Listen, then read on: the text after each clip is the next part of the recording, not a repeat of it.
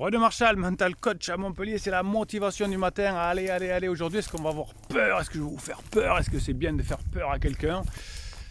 On va en parler. J'étais en coaching il y a 2 jours avec quelqu'un qui me disait j'ai réussi un truc, j'ai fait peur à ma femme qui était en crise et depuis ça va mieux. Et malheureusement, ça a eu un effet de court terme. Et oui, quand on fait peur à quelqu'un, on va menacer de quoi? On va menacer de sanctions.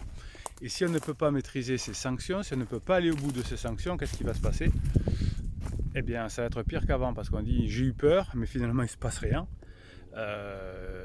Et donc, je déteste encore plus l'autre, ou je reste en crise et tous mes malheurs viennent de l'autre, parce que vous savez que si vous avez votre conjoint, votre enfant qui est en crise, surtout votre conjoint, il va vous dire qu'il ne reviendra jamais, qu'il ne vous aime plus, qu'est-ce que vous dites, que c'est toute votre faute et de temps en temps il pleure. Voilà. Et puis heureusement tout le monde sort de sa crise. Si vous suivez les méthodes des formations qui sont en descriptif là sous cette vidéo et les coachings qui sont en descriptif sous cette vidéo aussi, eh bien généralement on sauve son couple, hein, et c'est normal que quand on est depuis 5, 10 ans, 15 ans, 20 ans en couple, bien à un moment donné son conjoint fait une crise et si on sait la gérer, ça se passe bien. Si on ne sait pas le gérer, bien on divorce les enfants d'une maison à l'autre et galère. Alors, très important, est-ce que la peur fonctionne? Non, c'est un interdit. La peur peut fonctionner s'il y a une sanction possible. À une époque, si on était seul dans la vie, on se faisait bouffer par les animaux sauvages, donc il fallait qu'on se fasse protéger par le clan. Donc si le chef du clan disait attention, si tu fais l'imbécile, on va te répudier du clan, ça voulait dire qu'on va mourir. Et la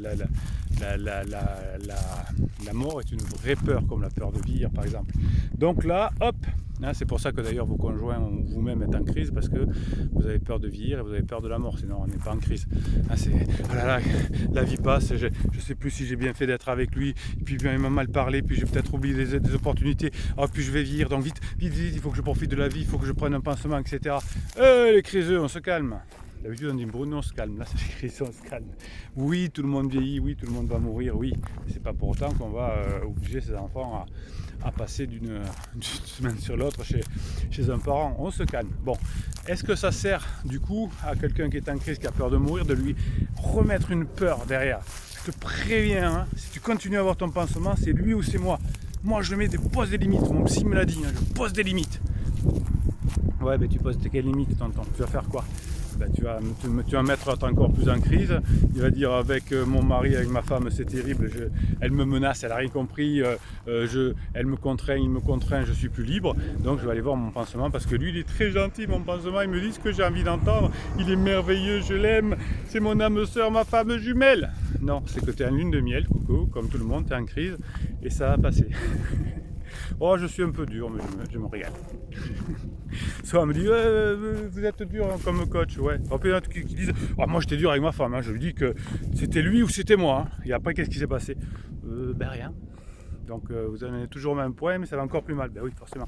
Donc vous pouvez pas faire peur à quelqu'un, parce qu'aujourd'hui la peur ne sert à rien, puisque la peur va servir qu'à court terme. Si je me fais attaquer par un ours là, en train de me motiver le matin, en train de faire mes motivations avant d'aller vous coacher, de préparer la prochaine formation, réussir sa rentrée. Et bien si je me fais attaquer par un chien, peut-être ou un ours, je vais avoir peur et ça va peut-être me sauver ma vie, parce que je vais mettre tout le sang au centre de mon corps. Je ne vais pas réfléchir et peut-être que comme je saignerai moins, je vais m'en sortir. Donc la peur, ça peut servir à ça.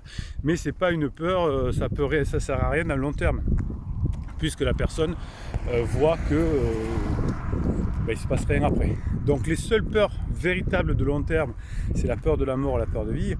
Donc à la limite, si vous êtes un mafioso, si vous êtes quelqu'un, un truand, un bandit, que vous dites à quelqu'un je vais te faire la peau, et que vous avez une réputation sociale parce que vous avez déjà fait la peau à quelqu'un, si la personne est couarde, ça peut marcher, parce qu'elle se dit finalement même s'il ne fait pas, je vais galérer, je vais pas être tranquille, donc je vais laisser tomber.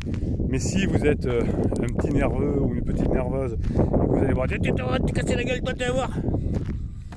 ben, vous perdez toute crédibilité parce que la personne qui a été menacée va dire à son pansement, c'est-à-dire votre épouse ou votre femme, il est fou, il m'a menacé, il est complètement débile. Votre femme dit, vraiment il a pété des plombs, hein, j'ai bien fait d'avoir un pansement qui lui est si gentil, etc. D'accord ? Donc ne faites pas peur à quelqu'un, ça ne sert à rien. On n'attrape pas les mouches avec du vinaigre. Si on veut faire peur à quelqu'un, il faut avoir les moyens de comment dirais-je, d'avoir des sanctions. On peut éventuellement en entreprise, on peut à l'école, attention tu vas être puni, attention tu vas être renvoyé du collège, tu verras plus tes copains.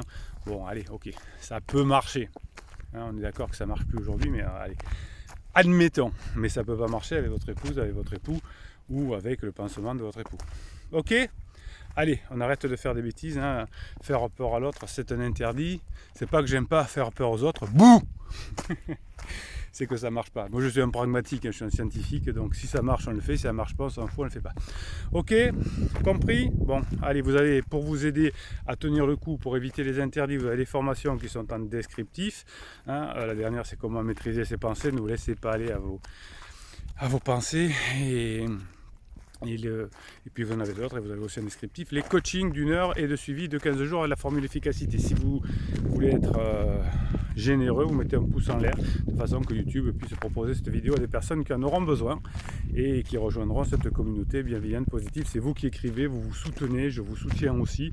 Quand il y a un coup de mou, au lieu de faire peur, de dire j'en peux plus, je vais lui faire peur, eh bien, on écrit à la communauté et la communauté vous donne le coup de boost nécessaire pour ne pas avoir besoin de commettre des interdits. Abonnez-vous à cette chaîne aussi, hein. Ça vous permet d'avoir des posts qui vous sont réservés tous les jours. Et puis dans cette communauté, on est sérieux, on est efficace et ça marche. Et puis on a aussi nos private jokes. La private joke, tiens, hop, un peu le paysage ce matin. Ça c'est une private joke. La deuxième, c'est Bruno Marshall. Il vous dit à très bientôt.